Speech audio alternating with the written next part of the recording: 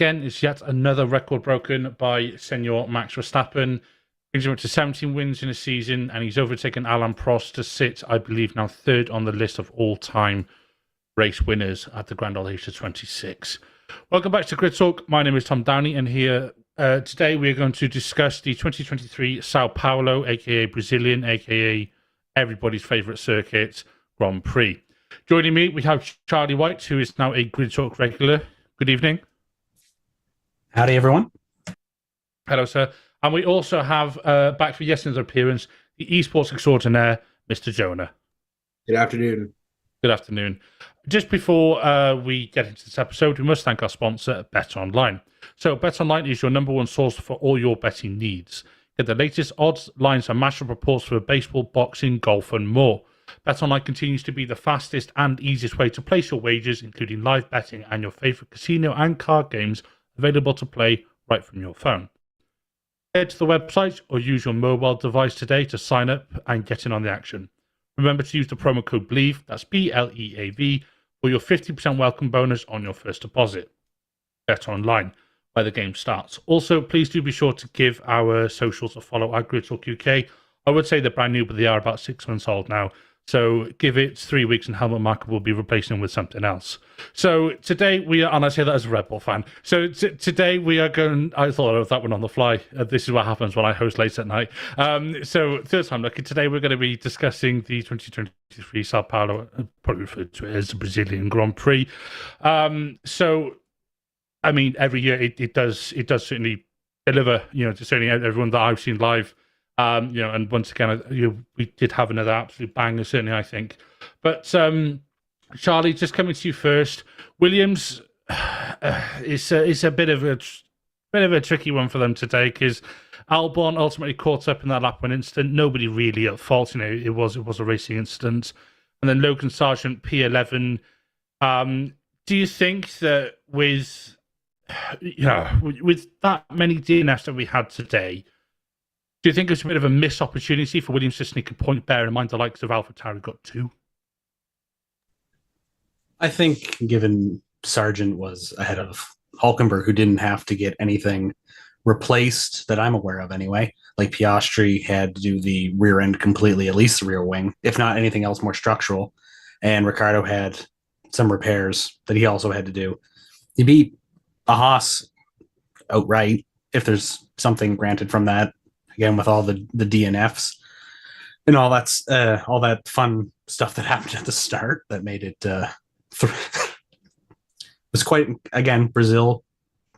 You never know what you're going to get, and you're always happy when it happens because it's a phenomenal track. But anyway, I don't think they could have flirted with points today. I mean, Ocon was ahead of him in P10, and Tsunoda was in P9, and they just the AlphaTauris again just are improving so much in comparison to what they have been in the past. I mean, taking Ricciardo's situation out of the equation because again of the damage and having to start from the pit lane on the restart. Tsunoda was still 9th, and I know we're not talking about them right now, but the fact that Sargent was 11th, I think that's probably where they should be happy with that. I mean, it would have been nice, but the Alpines also looked really good today too. Again, we're not talking about them yet. So I think given everything with Albon being knocked out, which must have been super frustrating for him because I mean, it was a racing incident, but you're being squeezed in by one Haas to then ping pong off another Haas and then into the corner, and you're the one that gets rode off the most, and the guy who caused it, I'm pretty sure it was Hulkenberg. He carried on. So I imagine he wasn't terribly happy, but I think Williams should be all right given everything that they ended up with a P11. That's fair enough, and I mean they are pretty much nailed on for P7 in the constructors. So it's not like they're locked in a constructors battle. Unlike you could say Jonah to an extent, Alfa Romeo. So obviously last time out in Mexico they dropped. They dropped one place, I believe, potentially even 2 places to AlphaTauri. I can't remember if it was 1 or 2. They are now sitting P9 in the constructors. Given that every point matters, having a double DNF with power unit issues is not really what they needed. especially given they were showing, certainly Bottas was showing some early pace. He's putting this, we saw a couple of good overtakes from him, all the way out to Juncao, then down the main straight and into turn one. So, I mean, what do we say about them by this point? Every week we sit here and go, waiting for the Audi money. But, if it even comes by this point, so, just another disaster for them. Yeah, I mean, Alfa Romeo is just I say it every time I'm on Grid Talk, but it's not underwhelming when you kind of expect this to happen. I mean, maybe you don't expect a double DNF, but you expect a pretty solid underperformance from the two Alfa Romeos. Now, whether or not that's their fault, different story. I mean, like you said, Valtteri had some good pace, was making some good moves. If that's on a Williams, is it really that nice of a move from what we've seen Valtteri? I mean, he's won a sprint here. He's done well at Sao Paulo before, but yeah, it's not necessarily surprising anymore. I mean, it's a shame for the Alphas. It's a shame for for Stake and Kick putting their name all over that car. But it's the nature of the sport. And people are saying we're waiting for the Audi money. We're waiting for the Audi money. We're waiting for the Audi money. I don't think the Audi money is going to fix it. I mean, nowadays we're in the age of a cost cap where, yeah, maybe Alfa Romeo is not spending $145 million. Maybe they're spending 120, 125, whatever it might be. But Audi still is capped. They still only have a certain amount of money that they're going to be able to spend. And if they're not getting a good baseline and they're not getting a good product to work with day one, I mean, I don't expect huge improvements from them. I don't expect huge improvements from the Alfa Romeos. And next year, what is going to be Sauber, or what is going to return back to Sauber? It's not unexpected anymore. And it's a shame because I love Valtteri and Zhou has really improved over the last year, but I don't see it getting any better. Yeah, I mean, they're very much just treading water by this point, and you made a very good point. There is obviously still the cost cap in place, and Audi can come in with all the greatest ambitions that they want, but if they they're not exactly inheriting a team that's even challenging for the midfield at the moment, which is a bit of a shame. But Charlie, speaking of trying to challenge for a midfield, Uber Haas. They're now rooted to the bottom of the Constructors' Championship, and what they really didn't need in a race where potentially a point could have been picked up here or there. Bear in mind they were starting P11 and P12 after penalties were applied, was a DNF at turn 1 on lap 1, and then the other driver to be lapped as he was chewing up his rear tyres quicker than Lord knows what. So I mean, we can touch on the first lap incident if you want. Obviously both Haas cars were actually involved in that, and then ultimately Hülkenberg, I think he was running in the points, but then his rear tyres just said, "Nah, not today, mate," and then just decided to exit stage left and just died off a cliff. Well, I think if Haas had any chance of having a decent weekend in the last 3, including today, and to flirt with the points, this would have been what you call, in my opinion, an unmitigated disaster, because everything unraveled the moment Crofty said, "Lights out," and away we go, and away we went, and then we were done because they ping-ponged around. You lost K-Mag immediately, and I think they were saying that the track temperatures, if that was today or yesterday, I'm pretty sure it was today, not for the sprint, we're hovering still around 47 degrees Celsius. Like, the Haas already chews up its tires, and the other 2 tracks coming up are only going to be hotter. So they had, today was the last chance they honestly had to do anything of anything, but it's Haas. They're dead last in a team that at not even at the start, you're coming out of the break. If you took K-Mag's dismal performance this year out of, Hülkenberg was doing all right. He was kind of dragging the team along as best as he could for the car that what it was. He definitely won the qualifying and placing between the two of them, and most of the points are from him. But as upgrades came in, they just kept slipping, and the upgrades that they did put on didn't do anything to help them. So it's just going to be, let's get these last 2 races in and try not to spend any more money than we have to, which is essentially the Haas mentality, because that's why they re-signed Hülkenberg for this year and kept K-Mag instead of going with an unknown commodity or, keeping Schumacher. Like, it's just, let's not spend money. And I guess the return for that is last. So is it a good investment to not spend money? Yes, but is it a good investment if you're not spending money and losing everything? Like, that's not what, nobody plays the game to lose. Yeah. I mean, that's pretty well said, to be honest. They signed up both the drivers quite early in this season, and I think a decision that left a couple of people's eyebrows raised, including mine. And I don't mean the eyebrow I got in the middle. It was it was a bit of a, that's a monobrow. I still think they were a bit quick to sign up.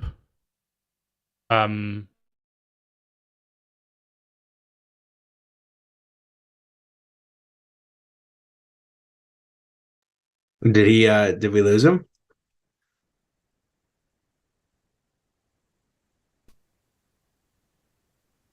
Apologies, my internet just completely went.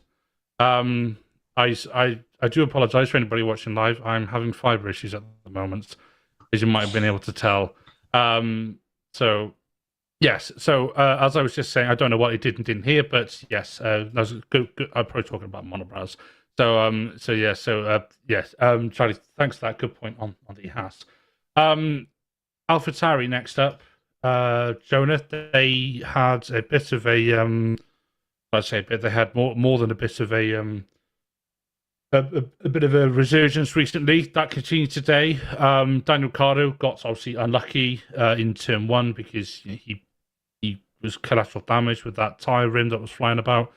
And then Yuki Tsunoda, after starting P16, fine drive, and ended up P9. I mean, that's those are 2 more points in the fight for what's now P8 in the constructors, in a car that I believe is the most developed car on the grid. It's just after the highs of last week. Do you think that there's only a certain amount we can take from them for this race because of the damage to Ricciardo?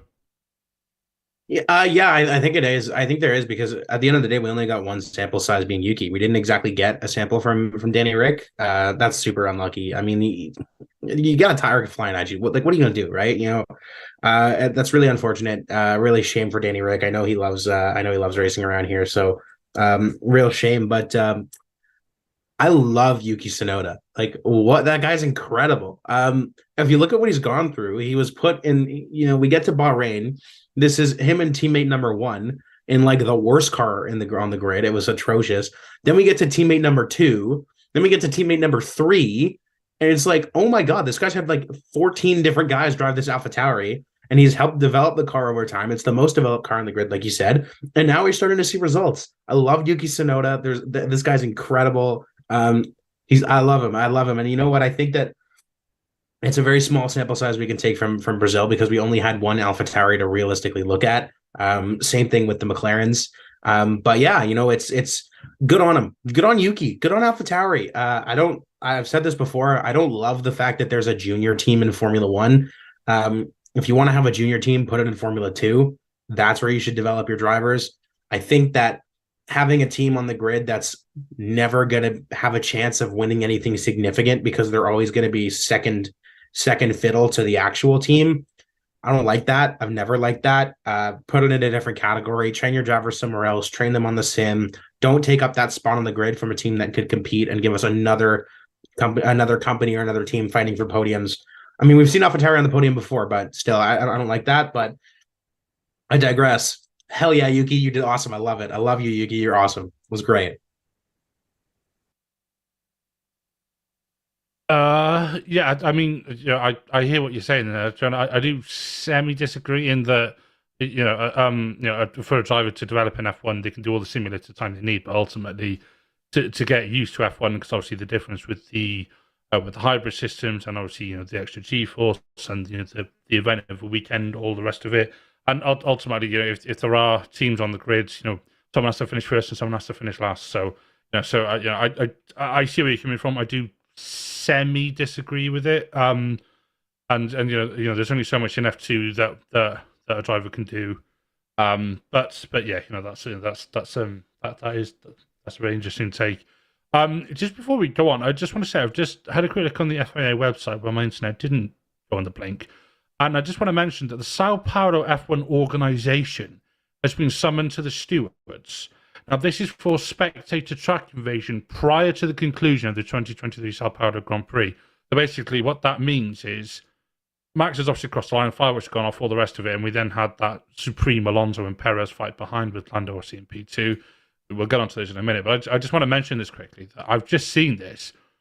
It's the event organisers have been summoned to the stewards. So especially after when you think about what happened in Baku, all the rest of it. Certainly for me, it's a bit of a joke that we still see this kind of thing going on. We're going to reference it now because it wasn't in my script, but we'll have a chat about that when we've gone through the rest of the teams. So just begin to look a little bit further up the grid. I say that, we're going to talk about Mercedes. I'm sorry, but it's a little bit funny. So Mercedes obviously have been on a bit of a resurgence, Charlie. They have had, they had P2 in Kota where Hamilton was pushing for the win, ultimately got disqualified, but the pace still appeared to be there. And then a supreme P2 last week in Mexico. Where's that pace gone? Because we saw them make a good start in the sprints, which was talked about yesterday on the show. And then today we saw them make a good start after the red flag restart, but then they just tumbled backwards. I don't know if they were protecting rear tyres or if it was an issue with the setup or what, but Hamilton ultimately finished, he finished P8, and then Russell DNF towards the end of the race. He didn't DNF late enough to be classified. It was reported that he DNF to basically prevent overheating of his power unit, which, if they were tumbling backwards, he was heading at the point of the rate he was going. He's being passed by the world and his wife, as the saying goes. So, any ideas as to where that Mercedes pace has gone? I have no clue. When we were doing the live chat before everything started, I made a joke on a team that we haven't covered yet that, they're going to have a good a day as a lead balloon on gravity day and then start tumbling down. And it turned out it was Mercedes being the lead balloon on gravity day because they couldn't get anywhere. And they tried softs. The mediums did not work at all. Hamilton at one point was having, but he came on the radio and said that the left tire was pulling right. And I don't know if it was a setup issue or just a bad day at the office for everybody, because that car came in and you were expecting I don't know if it would contend necessarily for a podium. Hamilton may have. I don't think Russell's pace would have allowed for it, given the results of the last couple races. But going in, I think it would have been safe money to say, no, Mercedes will perform well. They'll be in there with the McLarens and the Ferraris. And surprise, as the saying goes, anything can happen in F1. And this is one of those ones where you just couldn't, he was passed by Gasly like he was standing. Hamilton was passed by Gasly like he was standing still. Just a pylon, a silver arrowed pylon that the Alpine just went do. And if the Alpines are making you look bad, not saying they are bad, but if the Alpines are making you look bad, then I don't think old Toto is very happy today. I don't think he's very happy at all. And then Russell, he just kept chirping on the radio of this, that, and the other thing. I think he wasn't focusing on what he needed to be doing, and that was trying to salvage whatever race they could get out of that car. There's more chatting going on than I think there was actual driving, and there were 71 laps of that. So, it was just a bizarre day for Mercedes. The AlphaTauris looked better than the Mercedes. Pretty much everything looked better other than the Haas. And again, we already covered Haas. They looked terrible, but Mercedes did not look good, and they were in Haas territory today, if in comparison to where they should be.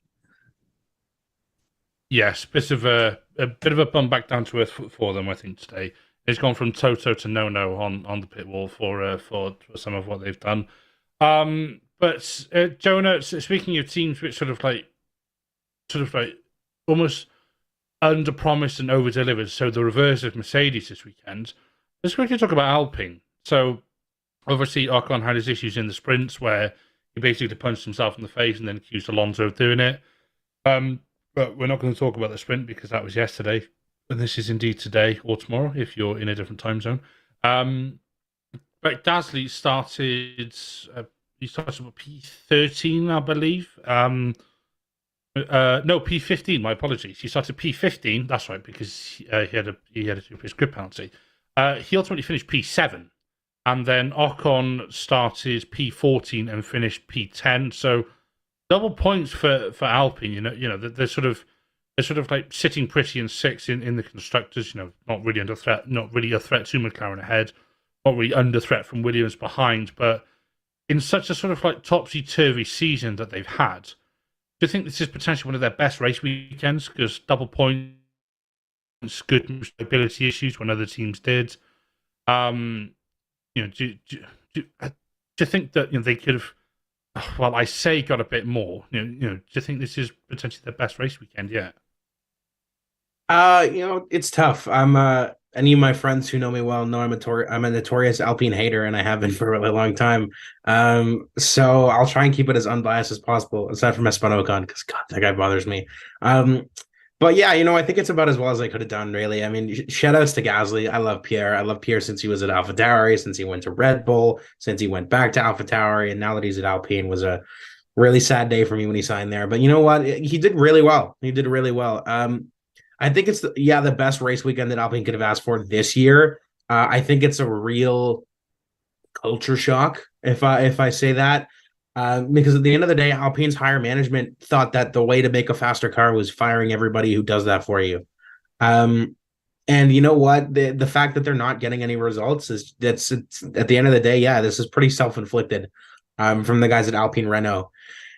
Yeah, good on Gasly. P7's really good from P15. He was driving that car like a madman. Esteban Ocon, I mean, like, you're the last points finisher. Nothing to flex at, really.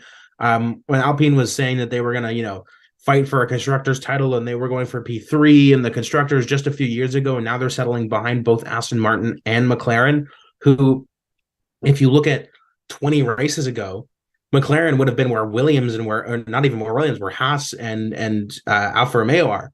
But that's a development that you see, and you see tangible development from a team that is competent and a team that puts the right people in the right places and trusts that this doesn't happen overnight.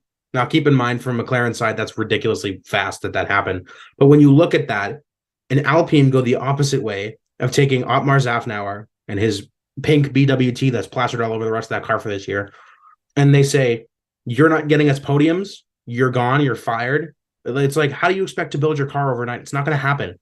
You put two race winners, both by fluke, but two race winners in that car. You have a good driver in Esteban Ocon. And I say good driver and Esteban Ocon. Like, Pierre's really good. I don't like Esteban. Your car is not going to be a race winner overnight. It took Mercedes 4 years to nail the hybrid engine of obviously not using it. It took them time to build that car. They had dominance. Red Bull sat in second place and third place compared to Ferrari for a long time before they built that RB16B and then the RB19. It does not happen overnight. And the fact that Alpine is doing that and getting like a P10 and a P7, and they're like, this is the best race weekend of the year, that's just straight depressing for them. And I feel really bad for Alpine fans. Oh, harsh words indeed. I mean, to be fair, it was me who said that it was the best race weekend of the year. But I think that goes to show that, given they had something like 3 double DNFs in as many race weekends in the middle of the season, yeah. I wonder how many years they're into their third iteration of their 5-year plan as well. I wonder if now that Otmar's gone, you made a good point. They gave him the boot. After they weren't getting podiums. Well, have you seen the rest of the career day? But yeah, that 5-year plan is, I do remember them coming into F1 and sort of talking about it back in 2016 when they first came into the sport. So, but speaking of other things that begin with a 5, if you want to give us a 5-star review on Spotify or a 5-star rating on Apple Podcasts, please do be sure to do so. Thank you for the applause, gentlemen. Please do be sure to do so. We do say review, and we appreciate any reviews, comments, feedback, etc. So yes, please do indeed leave us a review if you would be so kind. But going from a 5-star performance to oh boy, Charlie Ferrari. Just give you some context that you're about to talk about. When I said going from a 5-star review, well, first off, Carlos Sainz started P7 and finished P6. Now, on paper, that doesn't look great, but he got caught up in the second restart, so the red flag restart, as we'll call it, and then ultimately picked his way back through the field. We're stuck behind the Mercs for a little while. But we can't ignore the elephant in the room, or the elephant that's stuck in the barrier at the start of the third sector on the formation lap. So, Ferrari fans, I'm sorry, but Charles Leclerc started P2, but he didn't start P2. He started P dead, mate. He was supposed to start P2, and he was entering the middle. I call it the middle portion of the track. It's sort of halfway through sector 2 as you enter the infield section. And we don't quite know what the issue was. It was apparently a hydraulic issue, but there was also definitely some form of differential issue or something, or some power unit issue, because his rear just locked as he entered that hander, spat him off into the barrier, car was kaput, and his race.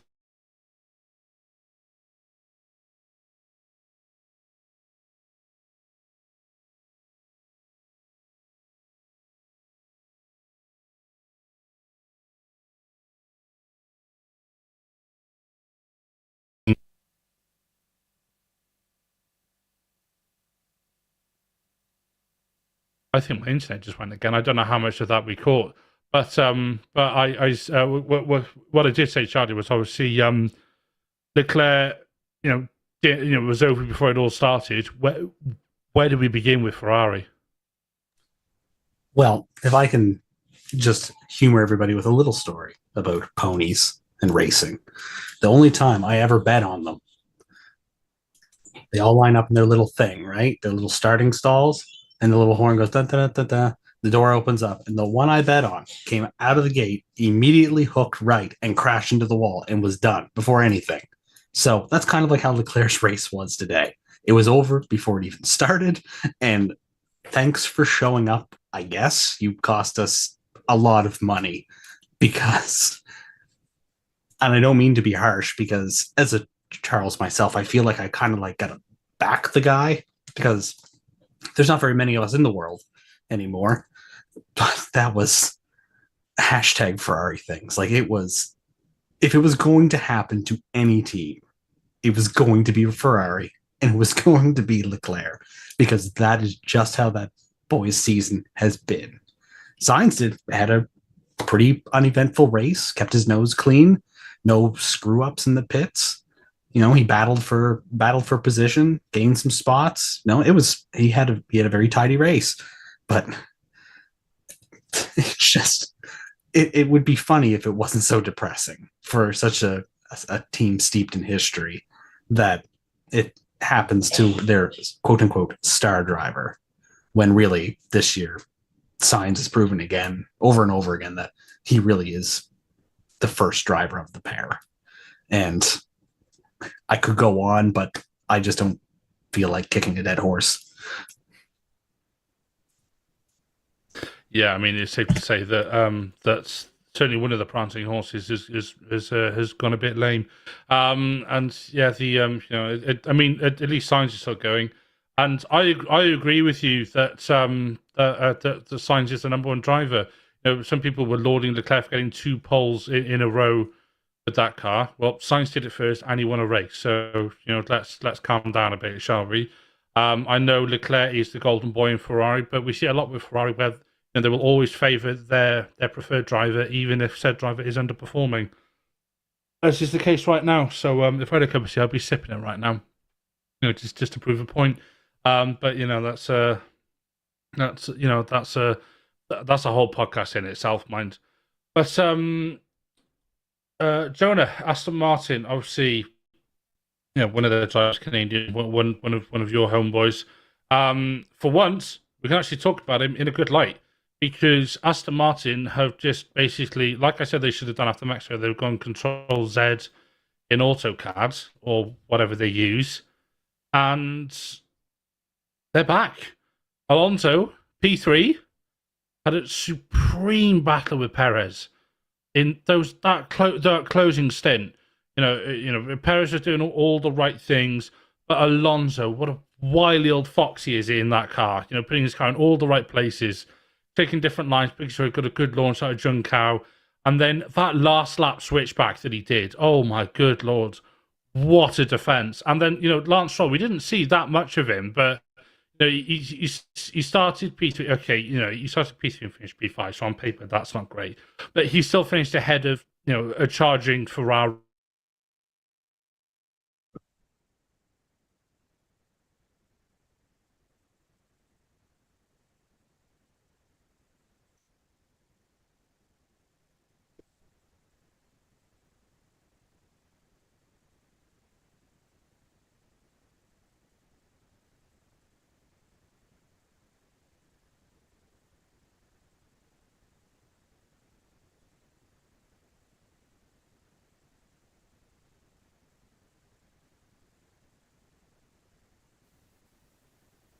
I do apologise. Zoom had a wobbly then. It's all going wrong today, and it's safe to say that my internet is basically doing a Leclerc. So, as I was saying before, Fibonest rudely interrupted me. Yes, I'm calling you out, Fibonest. Sort your proverbial out, will you, please? Stroll P5 down from P3, but he's still putting good moves. Had a good pace, lost a few positions at the starts, and then Alonso, as I said before, was rudely cut off by the World Wide Web. Was P3. So brilliant day at the office for them. Jonah, off you go. I love how it's becoming off you go because I just go on tangents about things and become an Instagram reel, and it's great content. I feel like Aston Martin. I'm gonna try and pull it up and then show it to my camera because I feel like Aston Martin has become the epitome of this meme. Now, I myself, who is well versed in meme culture, this is Aston Martin. It's a graph. And it says, we're so back, it's over, we're on our way, it's over, it's all over the place. That has been Aston Martin's season.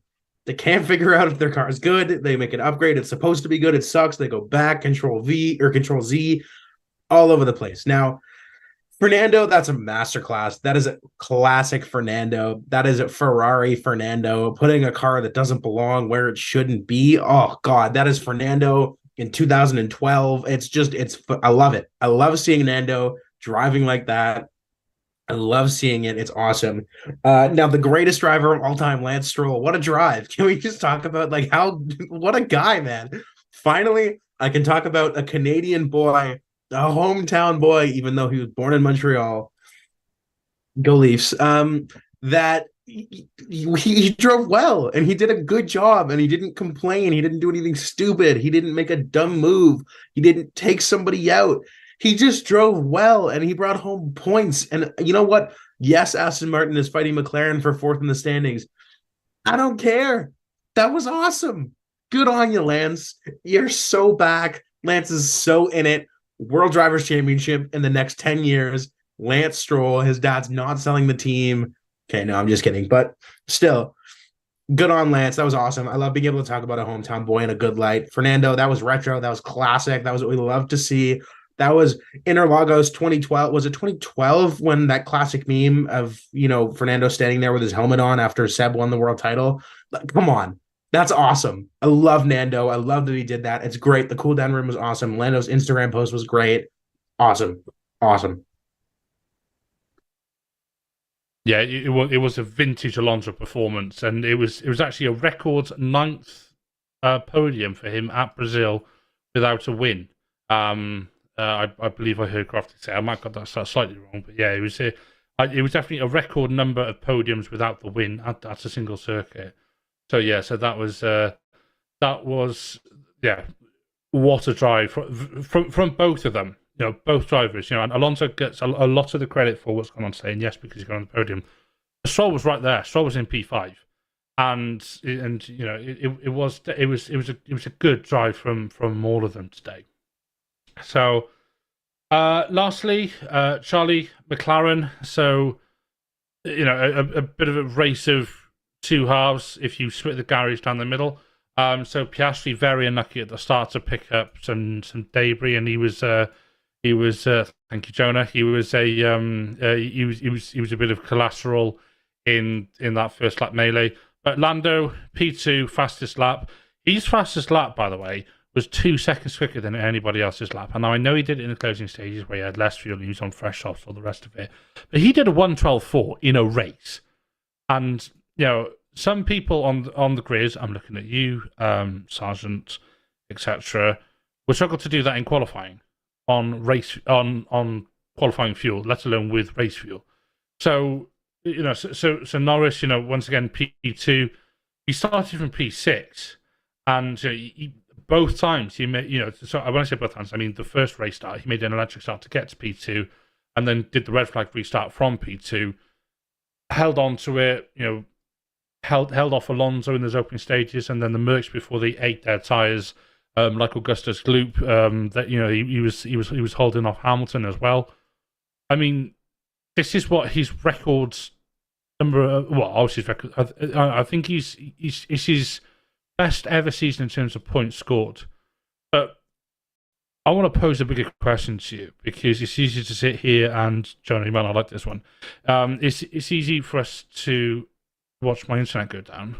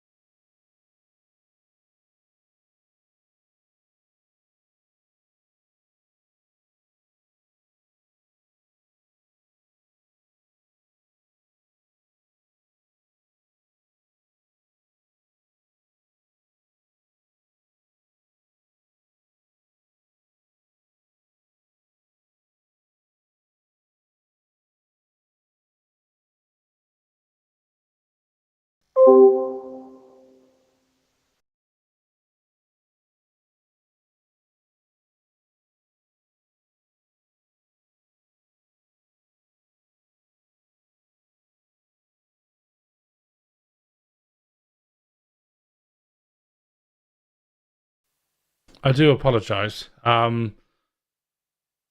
I know this is frustrating for anybody listening and anybody watching. There's not much I can do, I'm afraid.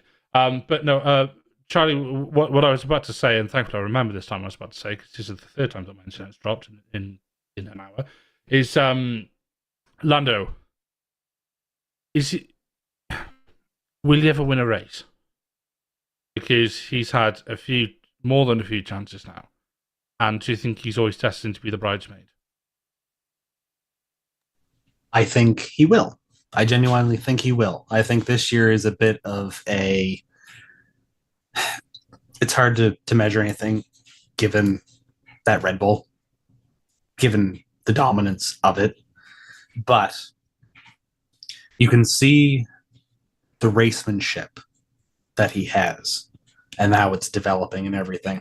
Because at the first start of the race, before everything went to a very hot place in a handbasket, and tires went everywhere, Alonso had aimed, I'm pretty sure it was the first start, where he had aimed, because he was behind him. Alonso was aimed right, and Lando just, realized with situational awareness. Now he was sitting there for a little bit, granted, but he knew that he could try and exploit that gap when Fernando took off, and he did. And he would jump from, where did he start, P6 to P2 in the first. He passed 4 people in the first go because he had the situational awareness, the racemanship to go, I'm going to put my car there, and I know it's fast enough to get me through. And he committed to it. He didn't back down, and he got behind Max and away he went. I mean, yes, with the sprint and everything, he lost P1 to Max for that, and it's just the story of the year. Is just it's Max. Like I think this year, comparing that is apples and oranges. I do think he will eventually get one, especially if McLaren keep on this technological and performance increase. I think if they can build off this year and go into next year where they leave off this year, instead of having a decent end to 2022 and then seemingly forgetting everything and then reverting back to garbage at Bahrain and having to start the process over again. I think that they could be a real contender next year to Max, especially Lando specifically. And just I said in the chat too, I just think we should also take a moment to appreciate the garage crews, because Piastri, they could have just said, no, we're done. It's going to be too big a job to replace the rear end, whatever it was they had to do. And they kept at it. And yes, it was a longer red flag because there was a lot of bits and pieces, but that's why they're there, and they should get a bit of the glory as well. Piastri didn't do very well, but it's why the garage crews are there, and they never get enough spotlight. So well done to the crews to get Piastri from being pretty much out of the race to being able to at least complete the race, because Russell couldn't even do that. So, and he didn't get damage. So well done for McLaren on all sides, just for different reasons.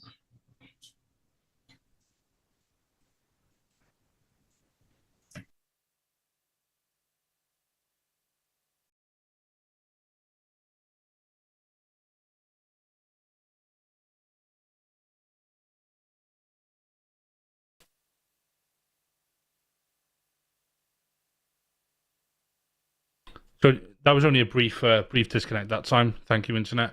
Yes, as I was about to say before, my internet once again rudely cut me off. Was that was a very good point. It would have been very easy for McLaren, to say we're not going to send the car. We haven't got time, all the rest of it. But they did an incredible job changing that rear wing. And the same has to be said about AlphaTauri with getting Daniel Rick's car back up and running. Bear in mind, both cars were carrying damage as well. So Jonah, finally, Red Bull. I mean, Max, record 17 wins in a season. He's overtaken Alain Prost. He's now on 52 wins, and if he wins next week, if he wins next week in Vegas, he'll equal Seb's record of 53 wins. Also, Perez. Now, let's sort of put Max on one side of it because he's but Perez. We've had a lot of discussions about him this season. Do you think we're beginning to see the old Perez back, the one that Red Bull knew they were signing? So yes, didn't have the best qualifying, got caught up a bit by the yellow flags or the rest of it, but he was looking really, really racy today, and maybe I'm being a bit optimistic, but do you think maybe if it wasn't Alonso that was defending in front of him, do you think maybe if it was someone else of less experience or less perhaps less racing intuition, that we'd have seen him back on that podium today, because he was only 0.053 seconds behind Alonso in that final drag race to the line. That's tough, because you make a good point. I do think that that if it was anybody except for Fernando, that he might have been on that podium. It's a tough thing. It's a tough call to make. Do I think we're seeing the old Sergio back? I mean, Red Bull didn't sign Sergio Perez to be P4. Red Bull signed Sergio Perez to be P2 and Max's sidekick, if you even want to call it that. There's a word I can't say on a live podcast that I would like to use, but that's not the case. I don't know if he's back, because you know what? At the end of the day, how much of your reputation can you really recover after you haven't qualified in the top 4, and I think it was like the last 14 Grand Prix or something like that, or the top 3. It's like, dude, your car is so good. Like, how are you not there? But that also begs the question that, my mom and I like to entertain when we're sitting there watching the race, that is the Red Bull actually that good, or was Max just that good in a pretty good car? Like, because if Sergio is so consistently inconsistent and consistently not that great. But Max is just that good. Now, obviously, I know the car is built around Max. Everybody knows the car is built around Max. But is the Red Bull as dominant as we think it is? Or are we just witnessing a phenomenal and one of the best drivers of all time in his prime? Easy answer to that question is yes, he is one of the best drivers of all time. Yes, he's in his prime. He's unbeatable right now. But is that the car? Because we're seeing the second Red Bull not that good. Like he qualified P9. I understand he got caught up by the red flags, but that doesn't excuse him for the other 14 Grand Prix that happened before this.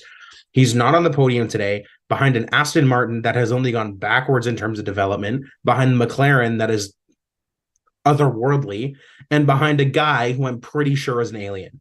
There's no way, if there's no way that the car is just that good, because if the car is just that good, it would probably make up for a lot of Sergio's shortcomings.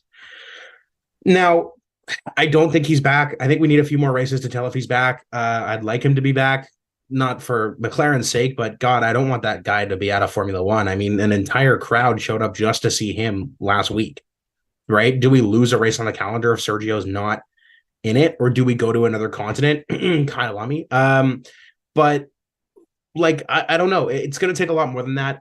Once again, kudos to Max. This guy's unreal. I'm like 99.9% sure he's not an alien. Or he is an alien. He's not a human being. There's no way that he doesn't make a single mistake ever, other than his spin in Coda, which was in practice. The guy's otherworldly. The car is good. Adrian Newey's a genius. Christian Horner loves Max a lot and is like, okay, Sergio's also here. But I don't really know if it's the car or if it's just Max is that good. That's a pretty interesting take, Jonah. And it's definitely one of those age-old questions that we've had in F1. We had it obviously when Hamilton was dominating, and people saying, "Is it the car?" It's like, no, it's the fact that the driver is that good. And you said it yourself that drivers work with cars, and we're definitely seeing a case of driver and machine working as one, I would say. And it's like, do I think Red Bull tailor the development to Max's preferences? Yes. And it's like, why do they do that? Because he's a 3-time world champion. He's won 3 on the bounce, and he's not, and he is incapable of not winning. It's like, I wouldn't be surprised if he's slightly mad that Lando got fastest lap and he didn't. We've seen it, what it's like when he's got such a lead that he wants to pit for softs just to get a fastest lap. He is a born and bred racer. And we're seeing that in abundance. Let's not forget the kid's only 26. He's 26 and he's won 52 races, and that's not counting sprints. So 52 Grand Prix wins, I should say. So yeah. But hey ho, he might retire by the time he's 28. I doubt it, but the form he's in, I don't see why he would. But yes, that was our roundup of the 2023 Sao Paulo Grand Prix. I mean, for me, absolutely, yes, another banger. It's worth saying as well, we did hear yesterday, I think it was, that the circuit has had its contract extended until 2030, so another 7 years. I mean, bit of a no-brainer. But, with the way F1's going, I wouldn't be surprised if we ended up racing on the Antarctic at this rate, and Max would still win. But I just want to give my host my panelists, I should say, a quick chance to promo themselves. So, Charlie, I said you're now a Grid Talk regular. Have you got any social media, anything you want to give us a quick shout out, or tell people about, or not really? No, not really. I do my own video editing on the side now, so Charlie Edits TV. If you need some video work done, I guess, but that would be it. I don't do full-time broadcasting anymore because I just like hanging out with you guys too much. So stop. my platform for this will be go check out the back catalog of Grid Talk, and Tom and Sophia do Formula Talk, and it's what got me into following F2, truthfully, because before that I had no idea about it because there's so little coverage of it in Canada. So I love that. Thanks, mate. I appreciate that. And Jonah, I said you're an esports extraordinaire. You are, I believe, the Max Verstappen of the esports world, where you are a multiple champion in your field. I don't know if I call myself the Max Verstappen, but yes, I myself have 3 world titles. But if you want to find me anywhere, you can find me on the majority of the North American Grid Talks. We don't do the Soft Tire podcast anymore, but if you want to go check it out, it's still on Spotify, Apple Podcasts, or anywhere you get your podcasts. And I'm one of the 2 resident Canadians on Grid Talk. Absolutely, and it's been a pleasure for me hosting Dumb and Dumber for the Canadian representation tonight. So thank you, chats, for joining me. That is tongue in cheek, just in case anybody didn't pick up on the sarcasm. But hopefully, I can do this outro before my internet claps out again.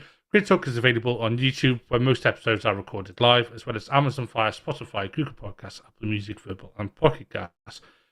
Just search Grid Talk wherever you find your shows, and you will where you find your podcast, I should say, and you will find our back catalogue of previews and reviews to all the sessions. Please consider supporting the channel on Patreon so we can get better mics, lights, and recording equipment. Also, make sure you are subscribed so you're the first to know when each new episode is released.